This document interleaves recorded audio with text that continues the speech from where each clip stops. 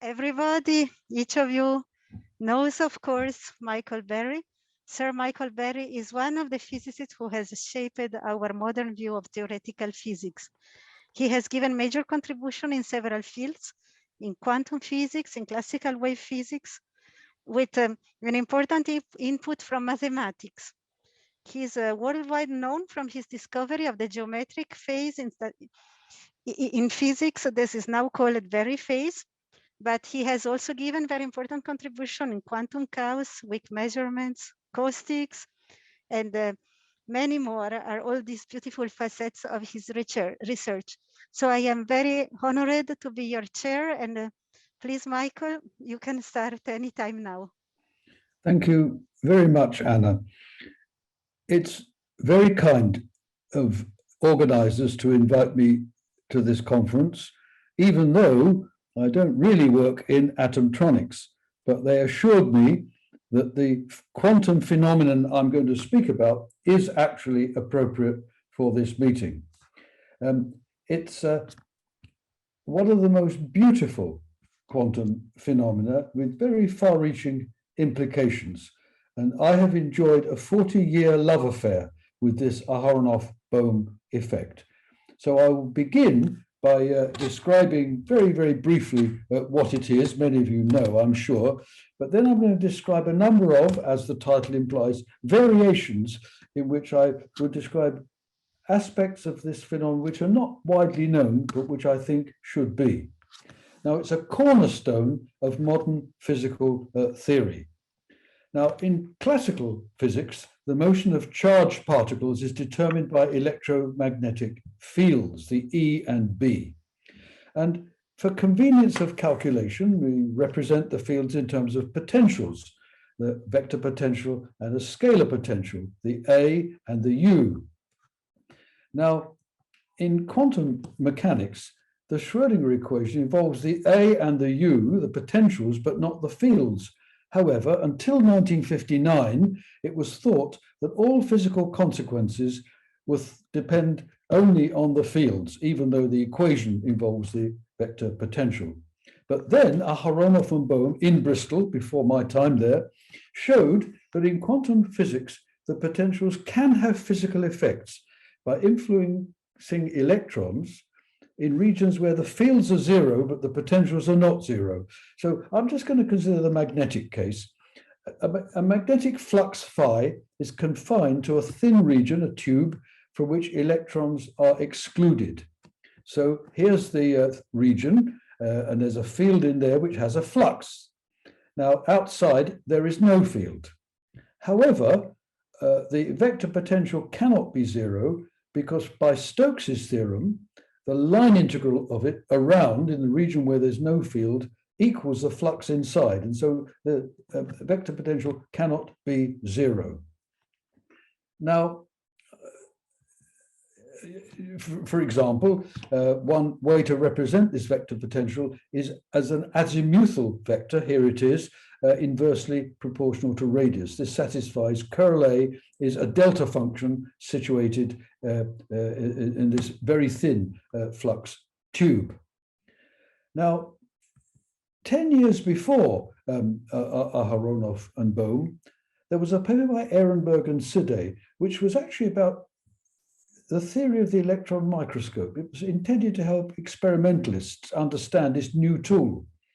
And it was a general semi-classical analysis based on path lengths, trajectories of electrons. And just at the end, they found something puzzling. One might expect wave optical phenomena, that's quantum, to arise which are due to the presence of a magnetic field, but not due to the magnetic field itself. In other words, which arise while the rays, that's the electrons, are in field-free regions only. And they have this picture, which shows an interferometer, electron source. It's split into two with no electrons reach the region inside. They, of course, will interfere on a distant screen. But if you put flux there, which is inaccessible to the electrons, nevertheless, the fringes are shifted. And they give a formula. And it's very curious that this equation associates a phenomenon observable at least in principle with a flux. One expects a change of flux, that's not a steady flux, this is they're thinking of Faraday's law, to have a physical effect, not a flux itself. Okay, now what was their argument? Well, they considered instant electrons coming from the right, and they have some magnetic flux. Flux is always going to be measured in this quantum units, this dimensionless number alpha. And they consider this vector potential, I showed you, it's azimuthal, it's in the region outside, and they consider electrons reaching a point by two paths. Now, there will be two contributions which they add, and to find these contributions, they use something that Dirac taught us.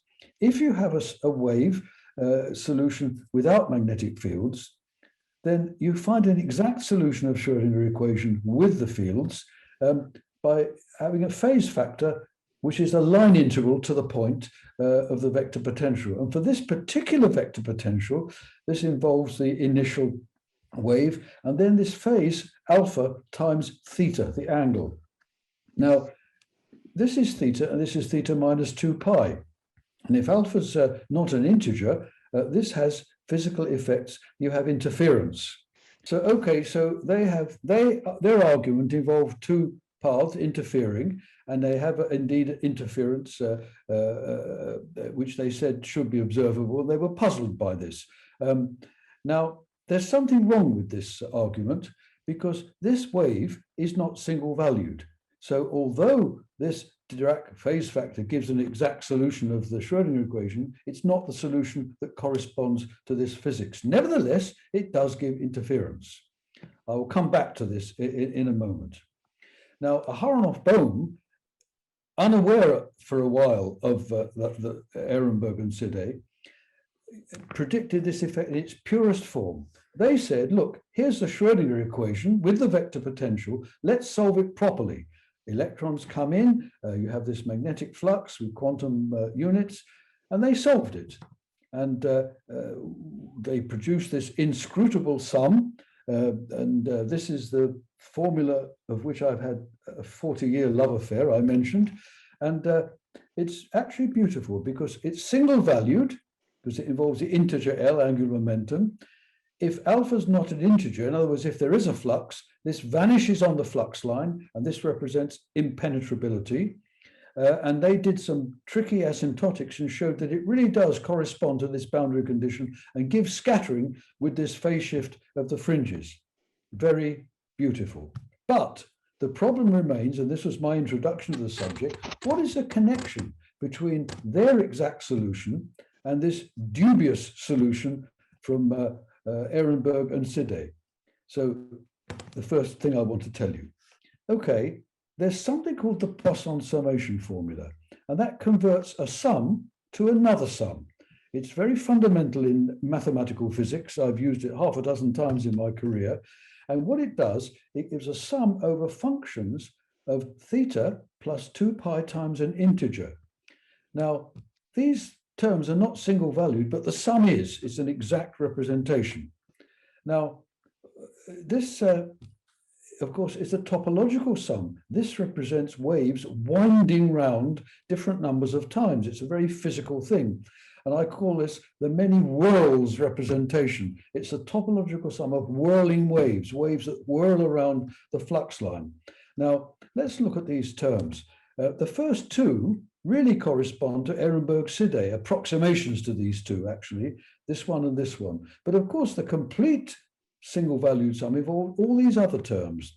And let's see how this works. Here's Ehrenberg-Sidé.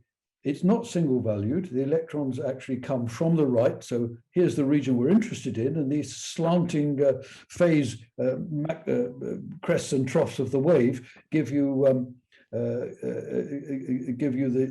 shift of the fringes. Now, here's the exact Aharonov-Bohm wave solution. I've put the intensity behind, and here indeed you see this slanting, but there's much more interesting structure. Now, let's zoom in and magnifying. This is the Aharonov-Bohm. I forget what flux is for this. I think it's 1.3. I don't remember. But anyway, here's the flux line. Here are the crests and troughs. And here are the first 3 whirling waves exactly, not approximate. You can just see it's not quite single valued. There's a thin line there, but it's clear that it's the beginnings of the exact solution.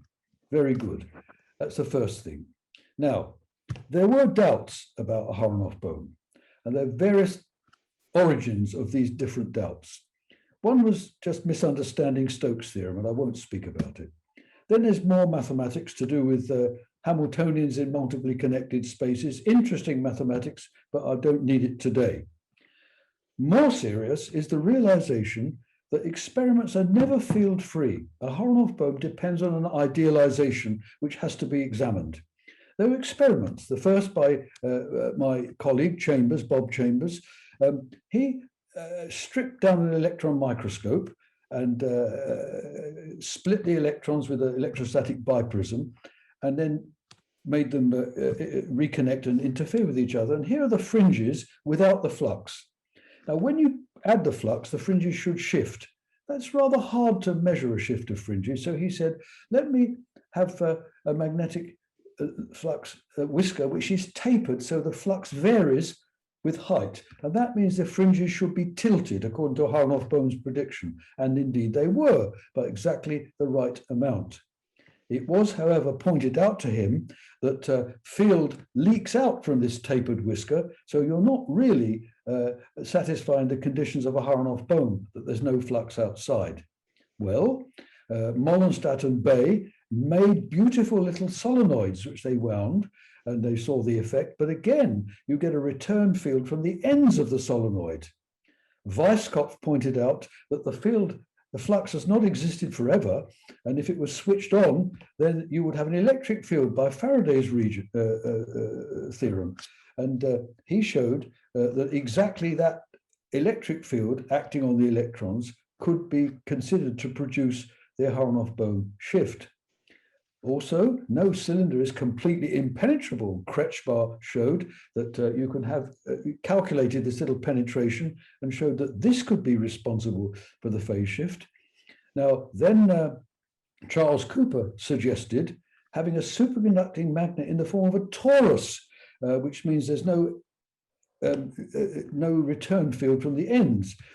Then you would have a phase shift from electrons which go inside within the whole of the torus and outside. Tonomura did this experiment, but even with a superconductor, there is a leak. It's not, it's very tiny, but in principle it's there. And then came a theorem by Roy. With any leak, however small, you can find a vector potential involving only the field where the electrons are. Now, you might think this means that there's no Aharonov-Bohm effect. However, in all these cases, as the leakage field gets smaller, as you switch on the idealization, Aharonov-Bohm interference remains finite. So if you do want to deny the Aharonov-Bohm, you then have to accept that an infinitesimal cause can produce a finite effect. And at this point, the discussion becomes philosophical, and I'm not interested in it. More recently, so I came to the conclusion the Aharonov-Bohm effect is real physics, not ideal physics. It's a good idealization. It describes what people observe. Now, Weidmann more recently said, okay, well, the solenoid has a finite mass, and you should consider the solenoid coupled with the electrons. When you do that, and you have the complete Schrödinger equation, you find that you can calculate the shift of the fringes without ever using the Aharonov-Bohm vector potential. It depends only on the fields. Now, this is an example of something much more general, because it turns out that the original Aharonov-Bohm could be thought of as a geometric phase. And the position variable, as you go around the flux, is like parameters, is an additional parameter. And so also is a finite mass of the solenoid. But this is common to all such cases of geometric phases. If you enlarge the system you're thinking of to include the parameters that govern the effect, then it turns out that the geometric phase goes away. You don't need it. So it's an idealization, it's an artifact of our decision to separate a system into parts. But of course, when you do physics, you can't avoid thinking about dividing a system into parts. So it's still a useful separation. So there are various different arguments, and they all lead to the fact that although in some philosophical sense you might deny the existence of Aharonov-Bohm, still as the idealization produces the observed result. Now, there was discussion, is it really a quantum effect? And it helps to think that there are 4 Aharonov-Bohm effects. The one I've spoken about is the waves are quantum and the flux is classical. There's the whisker and the solenoid experiments. They can both be quantum. That's a Tonomura experiment, and I didn't say it's in a way it's a kind of weak version of Aharonov-Bohm because of the nature of flux in superconductors, you can only see the half integer effect, integer and half integer. It's a small part of the Aharonov-Bohm. Victor Steinberg suggested, but I don't think it's ever been done, the classical quantum version, classical sound hitting quantized vortices in liquid helium. But I want to speak about classical waves and classical flux. Now, what does that mean? Well, it turns out that if you have waves propagating in a moving medium, any kind of waves, the flow velocity, call it u, is equivalent to the vector potential in quantum mechanics, provided that the flow is much slower than the group velocity of the waves. Well, that means that quantum waves in field-free regions correspond to classical waves on a fluid with vorticity which is 0. You see, that's a vector potential, the curlew is analogous to the field. So the analog of the Aharonov-Bohm effect for classical waves corresponds to waves on an irrotational flow. Irrotational meaning no curl, no effective magnetic field. Well, what might you see in such an experiment before I show you what you really see? Well, here's the phase. It's color-coded, very usefully 0 to 2 pi. For different values of the flux, the electrons come from the right.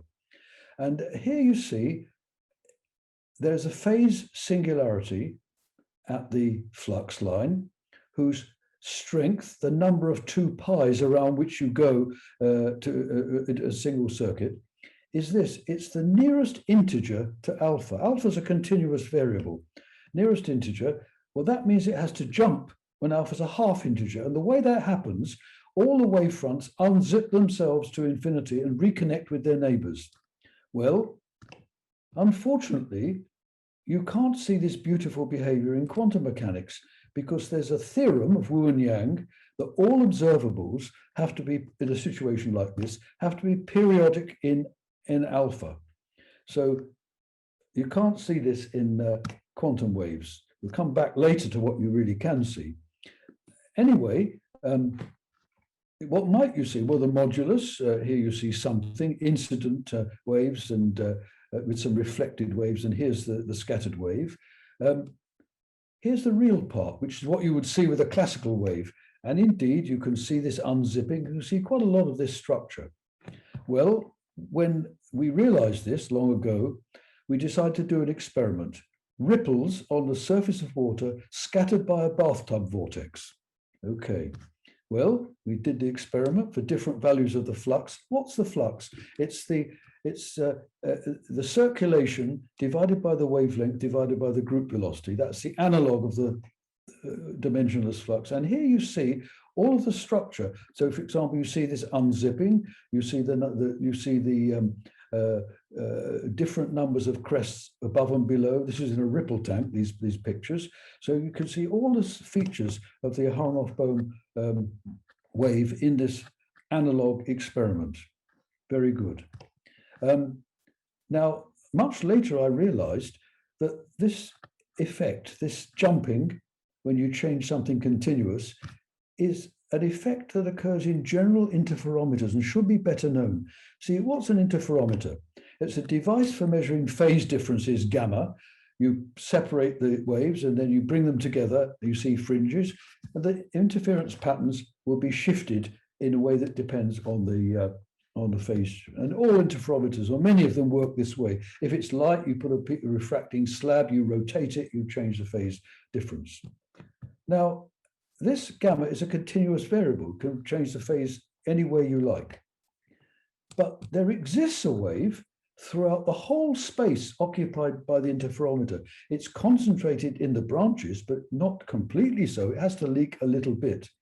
And this must be single valued. So the total phase change around any circuit, for example, around this branch and back again, must be an integer multiple of 2 pi, s. And that raises a question. What's the relation between the integer s and the continuous phase divided by 2 pi? Just like in the Aharonov-Bohm. Okay, well, what is it? Well, what is this S? It's the total strength signed of all optical vortex lines, thinking of optics, phase singularities, nodal lines, which thread the interferometer, that is piercing any spanning surface. Okay, now around any such point, the phase changes by plus or minus 2 pi. And so this S, as you go around, is the total signed number strength of all these vortex lines. And here's the general result about the change in this number as you vary the phase shift. As you vary the phase shift by 2 pi, this integer, this number changes by 1. Now, it can happen in quite complicated ways. I did the calculation for a number of different types of interferometer. Here's a Mach-Zehnder interferometer. Well, it turns out I'm looking as a function of phase shift for given values of the phase in one of the arms. Okay, well, here's, you choose 500, not 500 pi, 500, and you see these jumps. You choose 1,000, you see ups and down, ups and down, ups and down. Choose minus 200, different every time, but always as the gamma changes by 2 pi, this S changes by 1, by 1, by 1. So that's the theorem. I would love to see this measured. It's not easy to do because you have to look at the leakage wave and you have to watch the zeros cross the branches of the interferometer. It's not obvious how one would do it, but in principle, it must. This phenomenon must be there. By the way, I want to acknowledge the late Jeff Opat, who's a neutron experimenter, who started this piece of research by just one remark. He said, "Do you know every interferometer must be threaded by phase singularities?" Just that remark, and that from that came this theory. Now I want to speak for some time about a connection between the Aharonov-Bohm wave and edge diffraction. Now, this was motivated by an exact formula in a Aharonov-Bohm paper for the special case when the flux is a half. See, generally it's that sum over Bessel function, but flux a half, you can write it in terms of Fresnel integrals. Here's a Fresnel integral. And this is the same function, or closely related, to the wave that's diffracted by a half plane, by a conducting half plane in edge diffraction in optics. And this suggested something to Shelenkov, Andrei Shelenkov. He said, well, why don't we use a different gauge that makes this connection clear?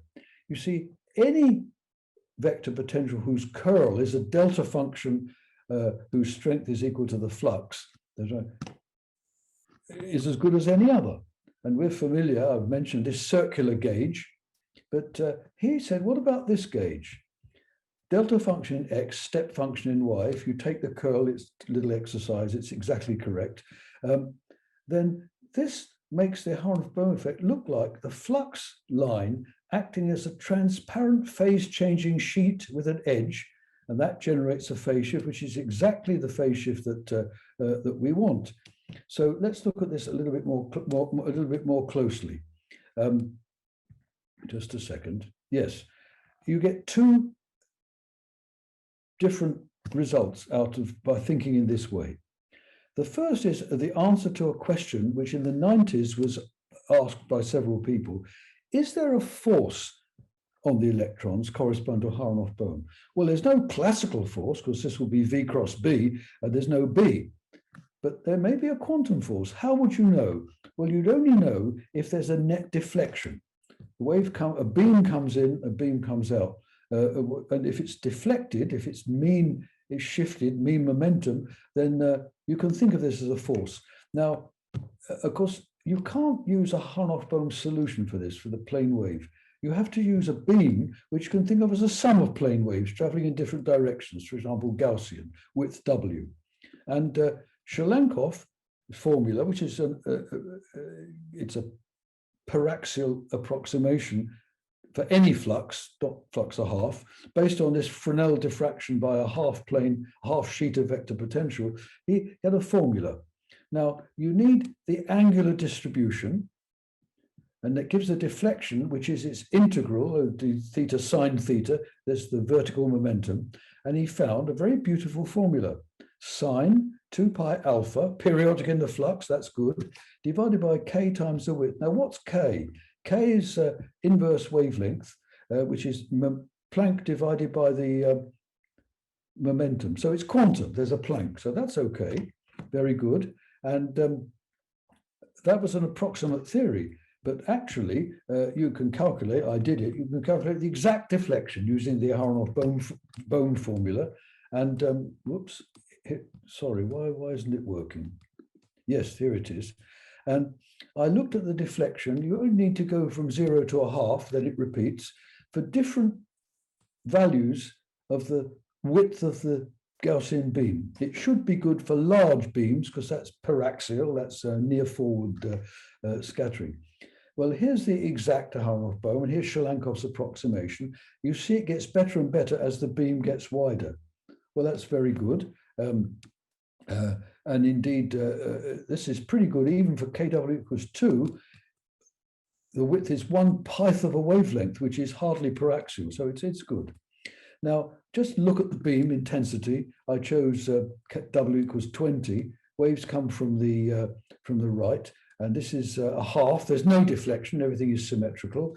And here's a quarter. There is a deflection, it's brighter up here than down here. Very good. Now, independent of what I was doing, my colleagues, John Keating and John Robbins, asked, is there a force operator that you can define relevant to this effect? It's quite a delicate thing. It's concentrated near the flux line. It's quite a subtle thing. You have to make it properly self-adjoint, all of that stuff. And when they do, they applied it to this situation, got exactly the Shelenkov phase shift as an approximation, not phase shift, deflection as an approximation.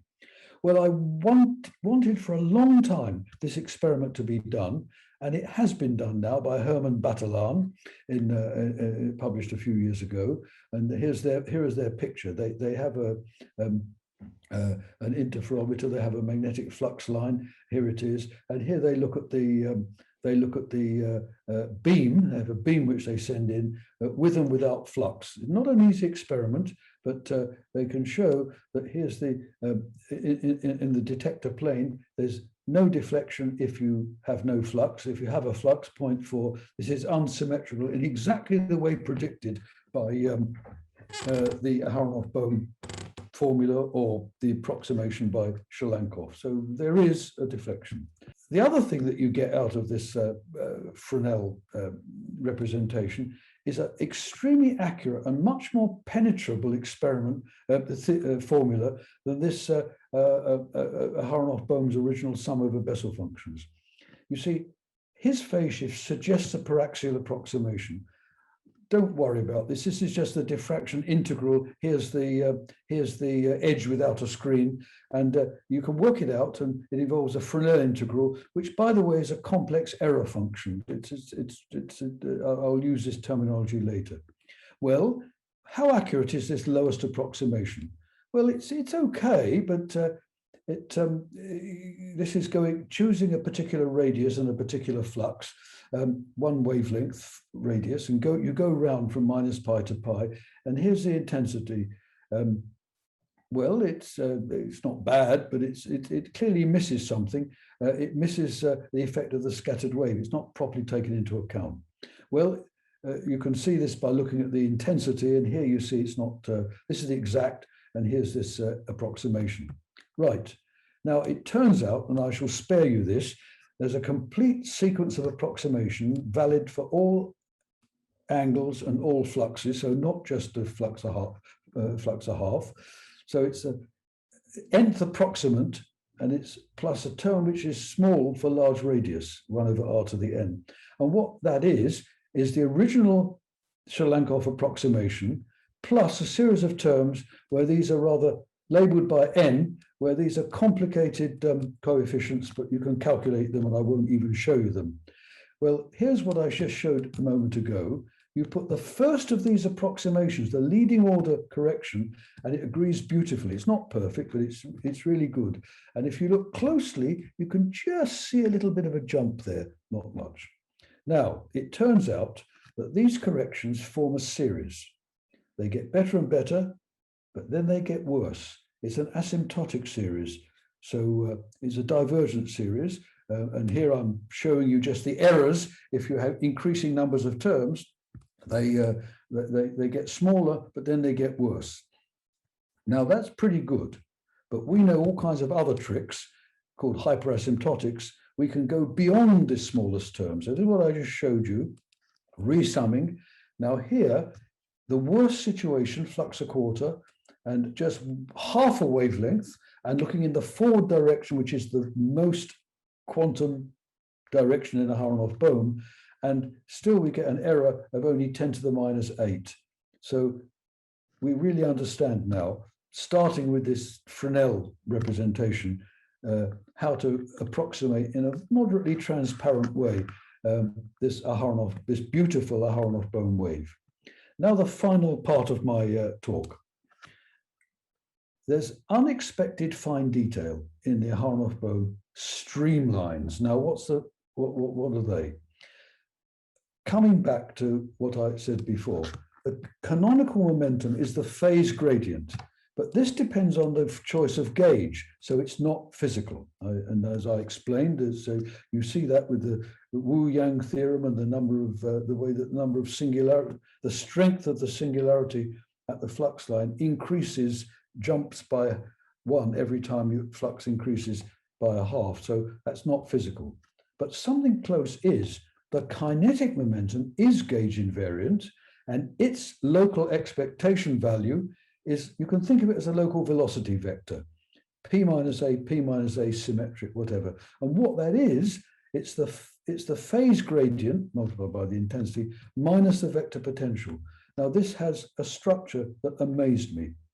Let's look at these trajectories for different flux in the last few slides. Well, when there's no flux, of course, now electrons are incident from the left now. When there's no flux, of course, it's just a plane wave. Everything just travels along straight lines. You don't need to go to flux a half. There's something a bit peculiar in there. So let's see what happens as you look more closely as the flux changes from 0 to a half. Well, 128th. This is a tiny region. It's about a 1/12 of a wavelength, but still you have to zoom in to a 300th of a wave, and then you see this beautiful structure. There's a vortex and there's a stagnation point, a saddle point. Stagnation point is where this velocity vanishes. Very good. So this stagnation point jumps out from the flux line and leaves behind a vortex. And what happens? You keep going a quarter. Now it's bigger now because this is only this is a wavelength over about 12. Then you get near to a half. Let's look again more closely, and there it is. Now, so what happens is that as you increase the flux, this little structure gets born, grows and shrinks again. What's the biggest it can be? Well, here it is. That's the biggest, and I'll show you the trajectory of this stagnation point as you increase the flux from 0 to a half. And the maximum radius is, well, it's only about a 50th of a wavelength. It's very small, it lies in the near zone. Now, that's already a remarkable thing, this unexpected structure of something that's in principle observable. Well, of course, to see it, you need a very thin solenoid. However, one can calculate the effect. I did it in 1980, but I never used the formula. One can calculate the generalization of Aharonov-Bohm for an impenetrable tube of radius r. Okay, well, you calculate the same thing, and then you find a surprising thing. as you increase the radius, of course, the tube will eventually swallow the stagnation point. You destroy this effect. But not only does it swallow it, it also attracts it. And it turns out that this effect, killing the stagnation point, happens much sooner than you would expect. In fact, it happens at about a 250th of a wavelength.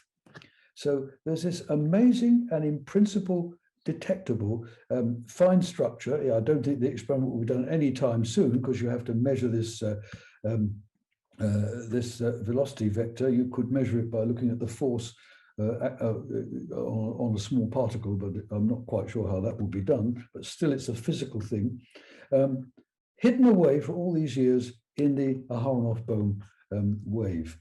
So that's what I want to tell you, and I'll now summarize. There's the many worlds representation, and that explains why the Ehrenberg-Sidday wave, where it comes from, it's a few-turn approximation to the Aharonov-Bohm. Well, Aharonov-Bohm is real physics, not ideal physics. In other words, when you switch off all of these leakage effects and switch on the idealization, the predicted phase shift of fringes by Aharonov-Bohm doesn't go away. It goes to their prediction, so it's a good idealization. Classical Aharonov-Bohm, you can see it, ripples scattered by a bathtub vortex, we did it. Then every interferometer is threaded by phase singularities, and as you change the phase difference between the two arms, these phase singularities cross one or other of the arms of the interferometer and change the total strength of singularity inside. There is a force, a deflection, acting on a beam of electrons scattered by magnetic flux using this Cherenkov edge gauge, which makes it physically sensible, physically comprehensible. Then I mentioned Cornu spiral. I didn't describe that, but you can get this extraordinary accuracy for the Aharonov-Bohm wave, starting with the Fresnel integral and then calculating corrections. And then finally, the Aharonov-Bohm streamlines form these tiny vortex saddle structures very close to the flux line, which, as I say, we didn't expect after in all these years. So different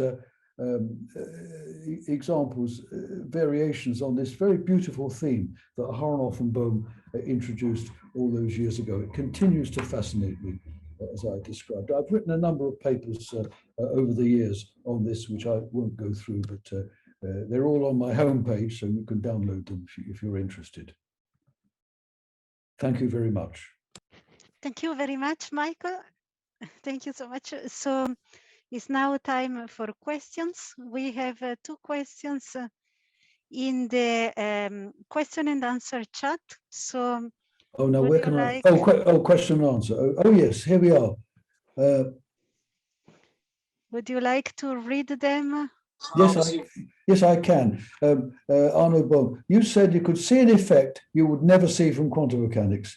In seeing the classical wave as the limit of stronger and stronger fields, how would this be rebuilt, or would something survive in this limit? No, because you would of course have to preserve coherence all the time, which is hard. But then you would see this these fringes moving continuously, but they would move within the same envelope. It's a bit like phase velocity versus group velocity. So as you made the flux larger and larger, you would see the fringes moving. But if you change the flux by one, however small h bar is, however large the flux would be, if you change it by one, it wouldn't look any different, because although the fringes had moved, you could see that by their history. And that's a geometric phase, I won't go into that. So at the end of the flux having changed by one, the pattern would look exactly the same. Now, so that's my answer to this question. Thank you. So now the second question, yes, right, and then two other questions. Good, lovely. Is the flux in the excluded cylinder encoded on the surface of the cylinder? Is that how that's a beautiful question. Now, if you look at the Keating-Robbins force operator, it turns out that it's a very subtle thing. but the force operator is actually concentrated on the surface of the cylinder. So it's well defined, although very subtle, some limiting process to make itself a joint. So in that sense, you could say that it is. But equally, you could take the view of Aharonov-Bohm, because you can choose a gauge like this circular gauge or the Shelenkov gauge, and then you can say it's due to the vector potential. There are many different ways of interpreting a given physical phenomenon, it's like what Bertrand Russell said about criminals who do bad things. There are many reasons for a fact, but the fact remains. So this is very common in physics. There are different ways. I mean, Newtonian mechanics, is the motion of a particle determined by Newton's equations, or is it determined by extremizing the stationary values of Hamilton's action? You know, so yes, one way of looking at it does correspond to the effect being located on the surface, but that's only one way. And it's not the most easy way to calculate it, by the way. Okay, thank you. So then I propose to give the word to Maxime Olshani. There's another question, I see it here. Yes, but first Maxime raised his hand. Okay, yes. Hey, Michael, hi. Thank you so much for finding gems in the middle of a rye field. I mean, it's fascinating what you do with well-known subjects. Is it a good place to ask a question about the scalar Aharonov-Bohm effect? About which? Sorry. The scale. Well, you can. I mean, I haven't. It's essentially the same, but I haven't ever done any calculations with it. Of course, it's in their original paper. Right. Go on, continue. So the difference between the vector and the scalar Aharonov-Bohm effect is that the scalar requires an explicit turning on and turning off the fields, which would you have to add and subtract the potential difference to the two tubes in the effect, and this would generate additional fields. And is there any calculation that actually subtracts the actual B and E fields that come from turning on, turning off, and whether there is an effect in what remains? That's interesting. I would look again at the original. It was Weisskopf who, in some pedagogical lectures, who said the Aharonov-Bohm effect makes sense because you can also think about it in terms of switching on and off. Now, I don't know if he talked about the scalar version in that, but the question is, can you understand the effect without doing that?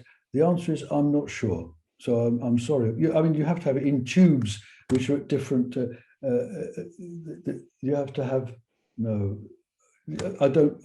That's the thing. When electrons. Yes. I don't know. The answer is I don't know, but I would not at all be surprised. I don't think it can be essentially different, actually. Okay.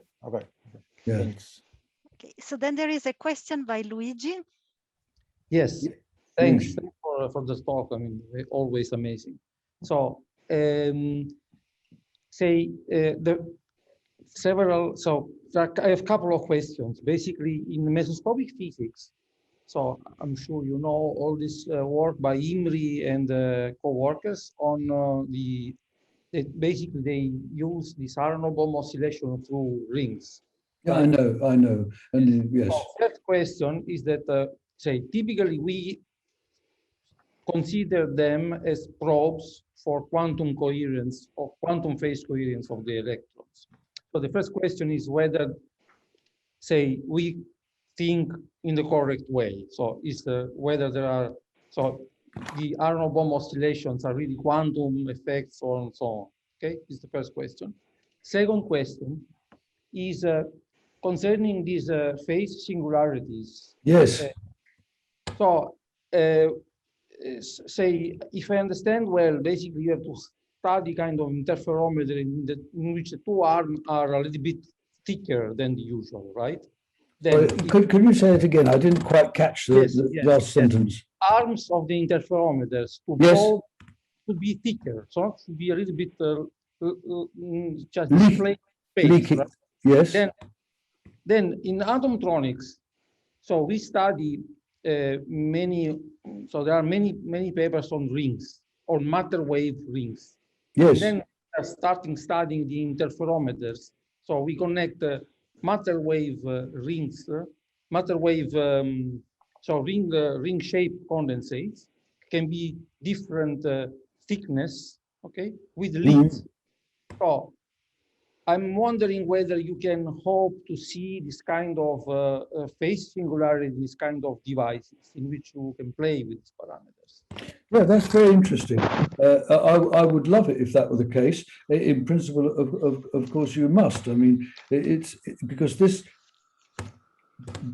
interplay between the continuous and the discrete, between the continuous meaning the flux that you're changing, which is a classical flux, and unless it's a superconductor, and the discrete, which is the fact the wave function is single valued, and so as you go round, it can only change by phase can only change by 2 pi. This is a very general phenomenon.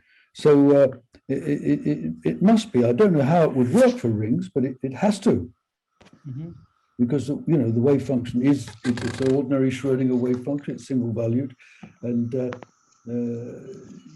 yeah, so it would. Now, with your first question, I didn't quite understand what the question was. You talked about rings, but yeah, no, I talk about the IMRI paper in mesoscopic physics. Like take a piece of metal, so ring metal, so rings made of metal. yes, You put electrons. Okay, so you attach to leads, and then you see the interference of the two at the end in the current. Okay, so and typically these are considered as probe for the phase coherence of the electrons. indeed. Yes. So now the question is, are these really quantum effects according to your? Yes, of course. Oh, I mean, so they're quantum effects up to decoherence, of course, which of course is what he's looking for. I mean, presumably you would see the coherence by looking at the contrast of the fringes. okay. So yes. A very last short question by Christian, and then I am afraid we have to close this question session. Okay. In fact, it's not really a question, it's just a remark, because you mentioned about these classical waves and a classical flux. And maybe, I don't know if you were aware of the experiment that the group of Matthias Fink did back in '97 using acoustic waves and a vorticity filament.